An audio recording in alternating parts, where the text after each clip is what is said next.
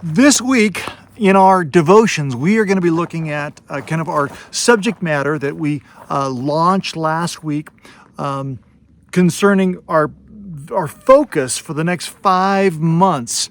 The next 5 months, we're going to be focusing on one of 5 statements that I believe capture God's view of you. Here's the challenge.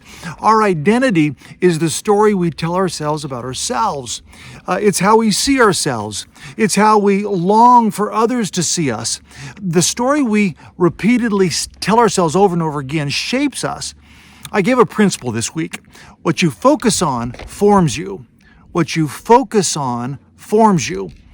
So what I want us to really zero in on, to focus ourselves on as well as possible, is God's view of us, God's view of you, God's view of why we are here. You see, when I know what my identity is, it gives me it changes the way I see myself. When I know what my identity is, it changes how I behave myself. When I see myself like God sees me, it changes how I reproduce myself.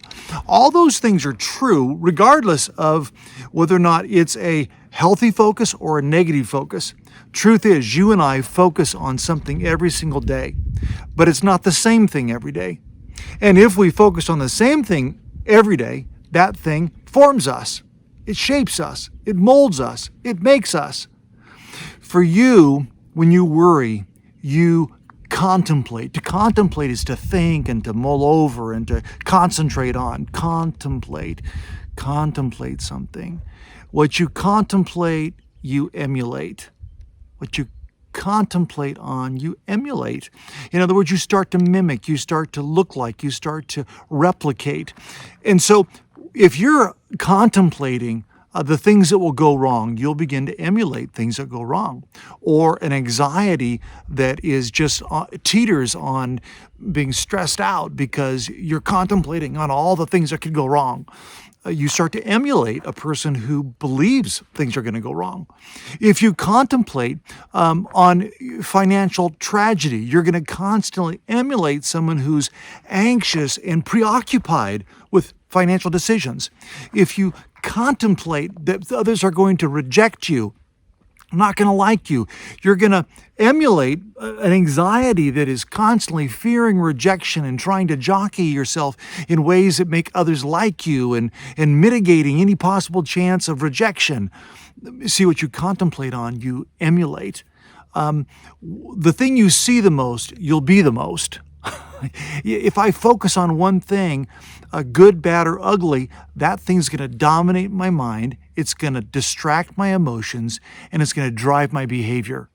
This year is a fabulous year. The next 5 months I'm super excited about because I want to help you focus on who God calls you to be, that you begin to look into the face of Christ and see Him looking back at you with love, acceptance, and forgiveness.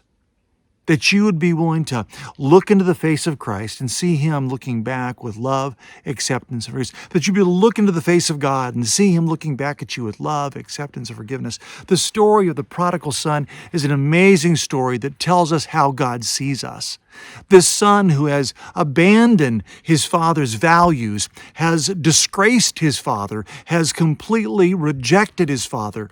And that's what it would be to ask for your father's inheritance before his death. Goes away and reaches the pinnacle of rejection by living with the pigs and wanting to eat what the pigs are eating. As a young Jewish boy, that was the pinnacle of rejection. And in that space, he comes to his senses and wants to return to his father. Today, no matter what you've been focusing on, I want to ask you to come to your senses and recognize there's a better way, there's a better thing to focus on, because what you focus on will form you. So over this week, over this month, in fact, over the next 5 months, God's going to enable us, empower us to focus on what matters most, how God sees you, so it'll affect you and how you see yourself. I look forward to seeing you tomorrow.